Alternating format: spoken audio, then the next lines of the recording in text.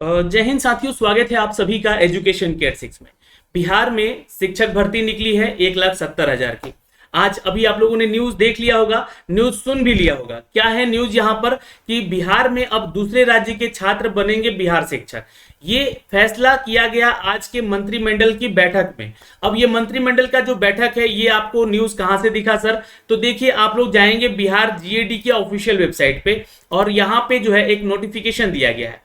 और ये नोटिफिकेशन में जब आप लास्ट में आएंगे और ये 25वां अपडेट देख पाएंगे यहाँ पे कि ये जो है बिहार शिक्षक नियमावली को लेकर जो है स्थानांतरण, अनुशासनिक कार्रवाई और सेवा शर्तों को लेकर संशोधन किया गया है आज। और ये संशोधन क्या किया गया है? तो ये संशोधन ये किया गया है दोस्तों कि यहाँ पे बिहार में शिक्षक अब जो है दूसरे राज्य के भी छात्र बन सकेंगे, दूसरे राज्य के कैंडिडेट भी बनेंगे बिहार में टीचर। नीतीश सरकार ने बदली शिक्षक भर्ती की नियमावली। अब अहम फैसला लिया गया है यहाँ पे बिहार में शिक्षक नियमावली को लेकर। लगातार मैं आपको बता दूं कि इसके बारे में थोड़ा सा बात करना चाहूंगा आप लोगों से। लगातार देखिए, जब से ये नियमावली बन के आई है 2023 की, इसमें आपको अमेंडमेंट किए जा रहे हैं, यानी कि संशोधन किए जा रहे हैं लगातार।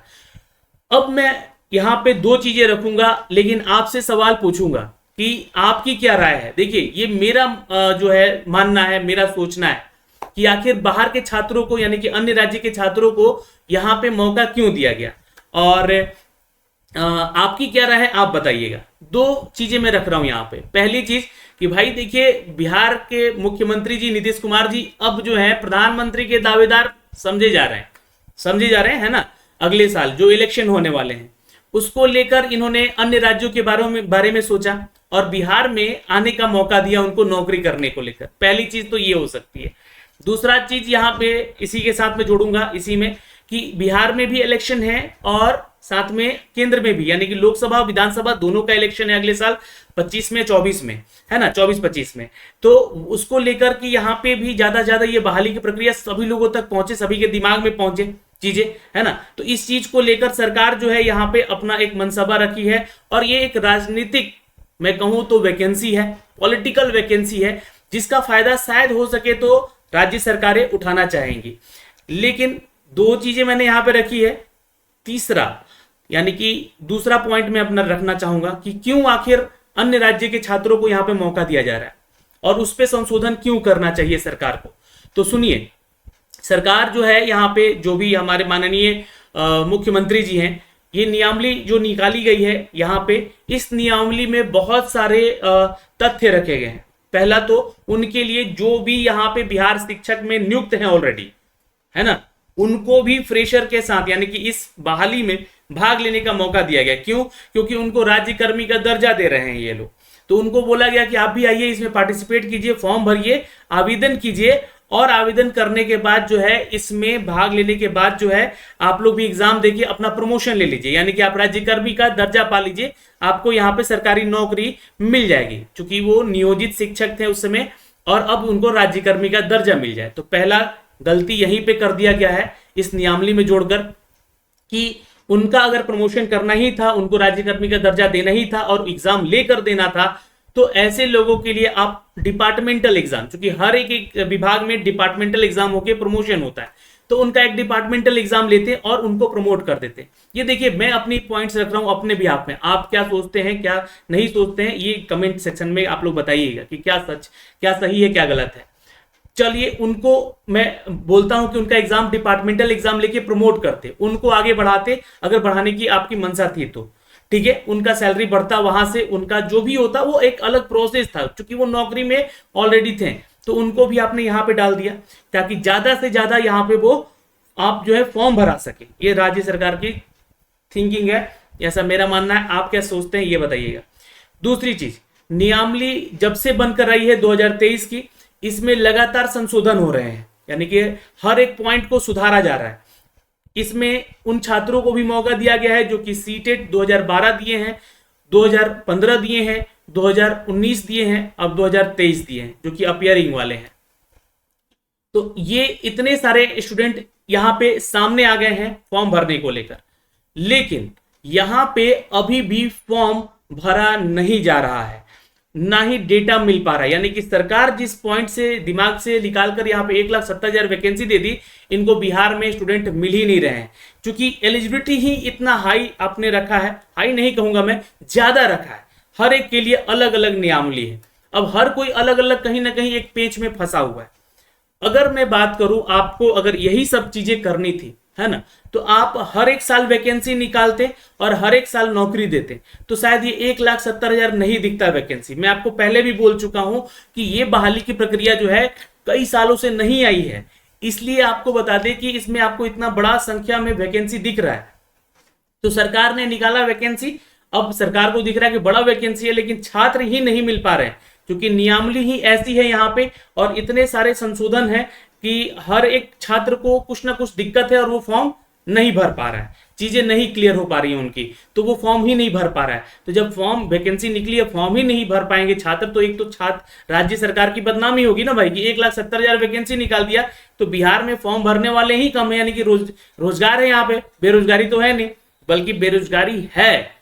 आपको यहाँ पे क्या करना चाहिए था कि क्राइटेरिया हटाना चाहिए था। अब मान लीजिए जो छात्र इंजीनियर है, जो छात्र एमबीए किया है, जो छात्र एमकॉम किया है, एमसीए किया है, एमएससी किया है या पीएचडी करके बैठा हुआ है, आप उनको मौका नहीं दिए। उनके पास बीएड की डिग्री नहीं है। बहुत सारे ऐसे लोग हैं जो एमकॉम किए हैं पर बीएड की डिग्री नहीं है, एमए किए हैं बीएड की डिग्री नहीं है, या फिर बीटेक किए हैं बीएड की डिग्री नहीं है, सीटेट एस्टेट नहीं क्लियर किए हैं। तो बहुत सारे स्टूडेंट ऐसे हैं ऑलरेडी बिहार में जो कि बेरोजगार है, तो उनको मौका दीजिए, उनको फॉर्म भरने का, यहाँ पे आगे बढ़ने का मौका दीजिए, तो आपको अन्य राज्य से बुलाने का मौका छात्रों को नहीं पड़ेगा। क्योंकि अगर उनको मौका, क्योंकि देखिए एक इंजीनियर, एक एमसीए वाला, एक या फिर एमबीए वाला, एक हो सकता है पीएचडी वाला, ये लोगों को अगर मौका मिलेगा तो आपके प्राइमरी, माध्यमिक और उच्च माध्यमिक छात्रों को नहीं पढ़ा सकेंगे? बिल्कुल पढ़ा सकेंगे। उसमें आप बीएड, सीटेट, एस्टेट और बीटेट, ये जितना भी क्वालिफिकेशन डाल दिया है शिक्षक बनने के लिए, जिसके चलते यहाँ पे उतने छात्र नहीं मिल पा रहे। आप या तो वैकेंसी ही कम कर देते, 1,70,000 सिर्फ दिखा दिया यहाँ पे और ढिंढोरा पीट दिया गया है कि ये वैकेंसी इतनी बड़ी है।